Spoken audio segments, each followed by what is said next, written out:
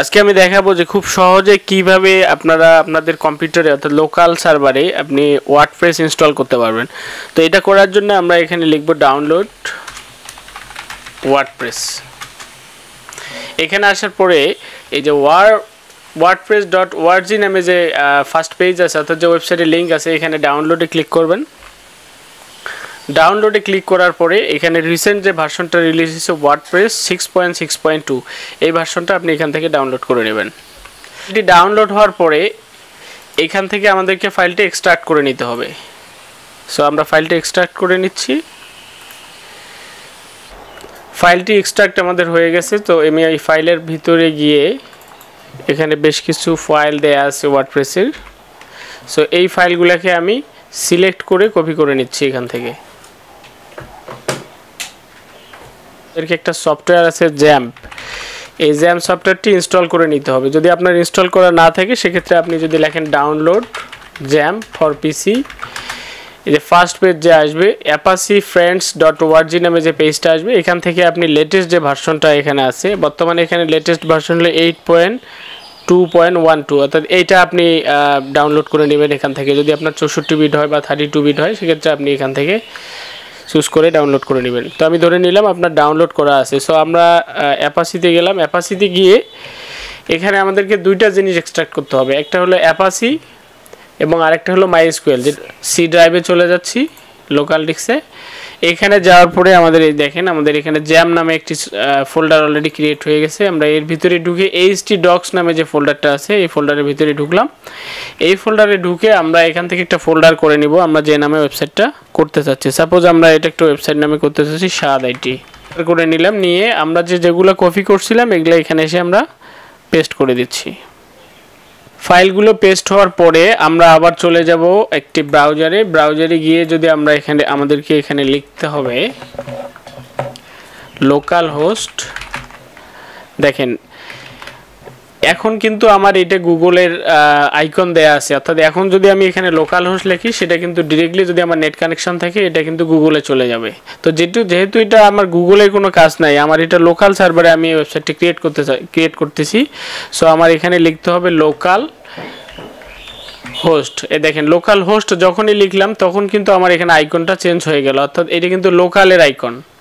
Local host লেখার পরে আমি এখানে স্ল্যাশ দেব, দেওয়ার পরে আমি লিখব php my admin।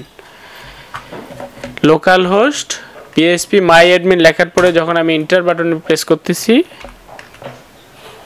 দেখেন এন্টার বাটনে প্রেস করার পরে আমার এখানে php my admin-টা শো করছে, অর্থাৎ এই অ্যাপাচি আমাদের যে জ্যাম সফটওয়্যার আছে এই সফটওয়্যারের যে অ্যাপাচি তারপরে মাইএসকিউএল যে আমরা ইনস্টল করছি এটা ডেটাবেসে চলে যাচ্ছে। সো আমরা এইখান থেকে দেখেন আমার অলরেডি এখানে কিছু ডেটাবেস ক্রিয়েট করা আছে। তো যেহেতু আমরা একটি সাইট আপলোড করতে যাচ্ছি সো এখানে আপনাকে ডেটাবেস ক্রিয়েট করে নিতে হবে। সো ডেটাবেস ক্রিয়েট করার জন্য আমি চলে যাচ্ছি নিউয়ে। এখান থেকে আমি একটি ডেটাবেস নেম দিচ্ছি যে স্বাদ আইটি ডিবি। আমি এটাকে কপি করে নিচ্ছি, নিয়ে এখান থেকে ক্রিয়েটে ক্লিক করতেছি। দেখেন আমার এখানে কিন্তু স্বাদ আইটি ডিবি নামে একটি ডেটাবেস ক্রিয়েট হয়ে গেছে। তো এরপরে আমাদের যেটা করতে হবে, তো আমাদের এখানে যে wconfig-sample নামে একটা ফাইল আছে এই ফাইলটা আমাদেরকে ওপেন করে নিতে হবে। আপনাদের অনেকেরই এটা নোটপ্যাডে ওপেন হবে, আমার যেহেতু এখানে সাবলাইম টেক্সট দেওয়া আছে সো এটা সাবলাইম টেক্সটে ওপেন হচ্ছে একটা কোড এডিটরে। সো এই যে আমাদের wp-config ফাইল, আমাদের এখান থেকে এই যে ডিবি নেম এখানে আমাদের লেখা আছে যে ডেটাবেস নেম হিয়ার। সো এখানে আপনার যে ডেটাবেসটা আমরা একটু আগে দিলাম, আমরা যেটা কপি করে নিয়েছিলাম এখানে আমরা পেস্ট করে দিলাম স্বাদ আইটি ডিবি।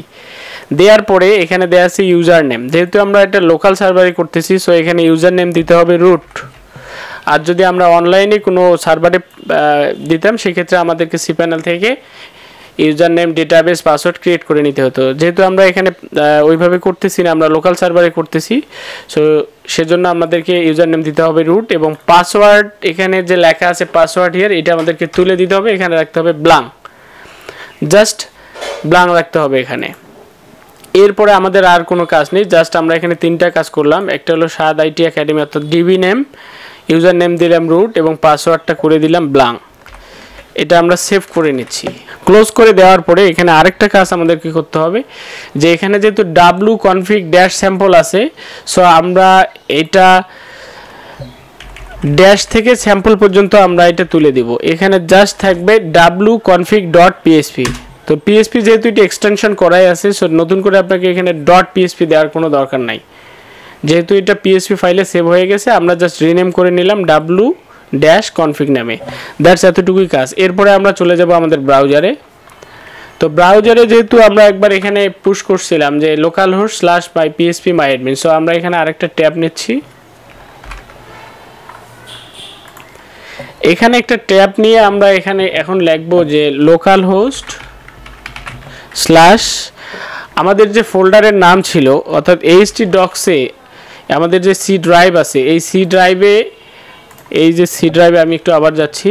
সি ড্রাইভ আসার পরে এখানে যে জ্যাম নামে ফোল্ডার আছে, এই ফোল্ডারের ভিতরে htdoc আছে। htdoc-এ আমাদের এই ওয়েবসাইটের নাম আমরা কি দিয়েছিলাম, স্বাদ আইটি একাডেমি। সো এই স্বাদ আইটি একাডেমি আমরা এটাকে এই ফোল্ডারের নেমটাকে কপি করে নিলাম, আমরা জাস্ট এখানে বসাই দিলাম।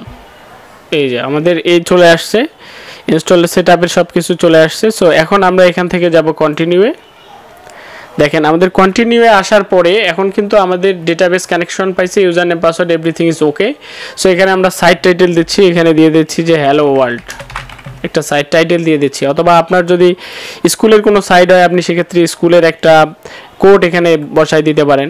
সো ইউজার নেম আমি এখানে দিচ্ছি ইউজার ডট, বা শুধু ইউজার নেম ইউজারে আমি দিয়ে দিচ্ছি। ওকে, সো এখানে পাসওয়ার্ড ওরা বাই ডিফল্ট একটা স্ট্রং পাসওয়ার্ড দিয়ে দিছে, আপনি চাইলে এখান থেকে পাসওয়ার্ডটা কাস্টমাইজ করে নিতে পারেন। সো আমি যদি এখানে লিখি SAAD আইটি একাডেমি দেওয়ার পরে আমি ধরেন এখানে নাম্বার দিলাম 100, দিয়ে আমি এক্সক্লামেশন সাইন দিলাম, দেওয়ার পরে আমি আমার বেশ কিছু এখানে ক্যারেক্টার দিলাম যে এটাকে আমার স্ট্রং শো করতেছে। দেখেন এখন কিন্তু আমার স্ট্রং। এখন যদি আমি এটা দেই তাহলে মিডিয়াম দেখাচ্ছে।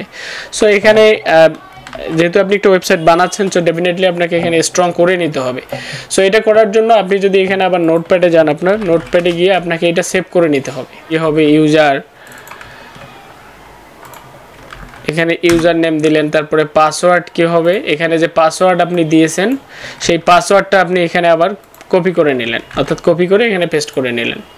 সো এখানে আপনাকে একটা ইমেল অ্যাড্রেস শো করতে হবে যে আপনি যদি কখনো আপনার এই ওয়েবসাইটের ইউজার নেম বা পাসওয়ার্ড ভুলে যান, সেক্ষেত্রে আপনি রিকভার করতে পারবেন। এই ইমেইলে ওরা আপনাকে একটা ইমেইল করবে যে পাসওয়ার্ডটা চেঞ্জ করার জন্য আপনার ওয়েবসাইটের। সো এখান থেকে আপনি ওইটা চেঞ্জ করে নিতে পারবেন আপনার ইমেইলের মাধ্যমে। দ্যাটস ওয়াই আপনাকে এখানে ইমেইলটা ম্যান্ডেটরি, এটা দিতেই হবে। সো এটা করার জন্য আমি একটা আমার ইমেল অ্যাড্রেস এখানে দিয়ে দিচ্ছি। এই যে আমার ইমেল অ্যাড্রেসটা আমি এখানে দিয়ে দিচ্ছি, পাসওয়ার্ড এখানে শো করছে। আমি চাইলে এখানে পাসওয়ার্ডটা হাইড করেও দিতে পারি। সো আমি হাইড করে দিচ্ছি, ইনস্টল ওয়ার্ডপ্রেসে দিয়ে দিচ্ছি। এখানে আমাদের সাকসেসফুলি ওয়ার্ডপ্রেসটি ইনস্টল হয়ে গেল। সো চাইলে আমি ব্রাউজারে এগুলো সেভ করে নিতে পারি আমার ইউজার নেম পাসওয়ার্ড। সো আমি এখানে ব্রাউজারে সেভ করতে চাচ্ছি না। সো এখন আমি যদি আমার ড্যাশবোর্ডে ঢুকতে চাই, আমি আবার লগইনে ক্লিক করব। লগইনে ক্লিক করে আমি ইউজার নেম কী দিয়েছিলাম, ইউজার, আর পাসওয়ার্ড আমি দিয়েছিলাম, আমার পাসওয়ার্ডটা আমি এখানে কপি করে নিয়েছিলাম। সো আমি এটা আবার কপি করে নিলাম, এখানে নিয়ে এখানে পেস্ট করে দিলাম। দিয়ে আমি লগইনে ক্লিক যখন করতেছি, এই যে আমার ড্যাশবোর্ড চলে আসছে। সো এখান থেকে আমি কিন্তু আমার এখানে পেজ ক্রিয়েট করতে পারতেছি। আমরা পরবর্তী ভিডিওতে এই জিনিসগুলো দেখাবো। তো খুব সহজে এবং খুব ইজিলি এইভাবে আপনি একটি ওয়ার্ডপ্রেস ইনস্টল করতে পারবেন। তো আপনার যদি সাইটটা আপনি দেখতে চান যে আপনার সাইটটা কীরকম হয়েছে, তো সেক্ষেত্রে আপনাকে আমি একটা ইনকগনিটিভ মোডে নিচ্ছি। এখানে যদি আপনি লেখেন লোকাল হোস্ট, লেখার পরে এই যে আমাদের যে ফোল্ডারের নামটা ছিল, ফোল্ডারের নাম কি ছিল, স্বাদ আইটি একাডেমি, অর্থাৎ এটা আপনার ওয়েবসাইটের ডোমেইন নেম।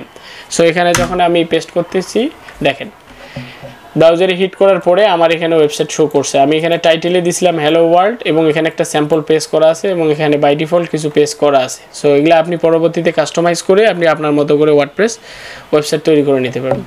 তো ভিডিওটি যদি ভালো লেগে থাকে চ্যানেলটি সাবস্ক্রাইব করে পাশে থাকবেন। Thank you for watching.